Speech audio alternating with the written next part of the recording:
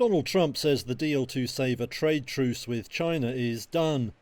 Speaking to reporters on a trip to the theatre, he said the US was rocking on lots more agreements too.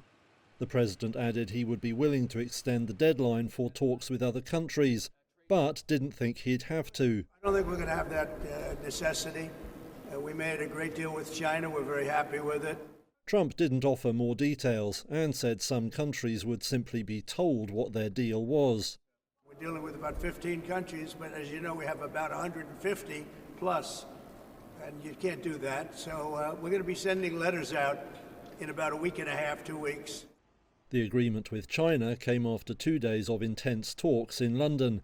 That deal confirms an earlier agreement hammered out in May, which had seemed under threat over Beijing's curbs on the export of critical rare earth minerals.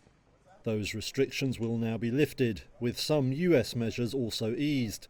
But many details remain unclear, and Washington is still imposing a 55% tariff on Chinese goods.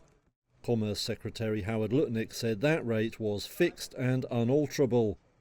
Speaking earlier in Congress, Treasury Secretary Scott Bessent said Beijing needed to show it was open to fundamental change. They're in the midst of a real estate downturn.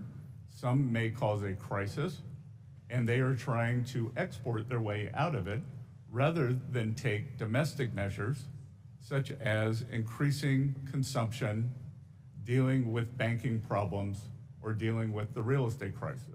Bessent said the London deal did not mean Washington would lift curbs on the export of cutting-edge chips in return for the supply of rare earths. Market reaction to the agreement was muted, with many investors saying they wanted to see more detail.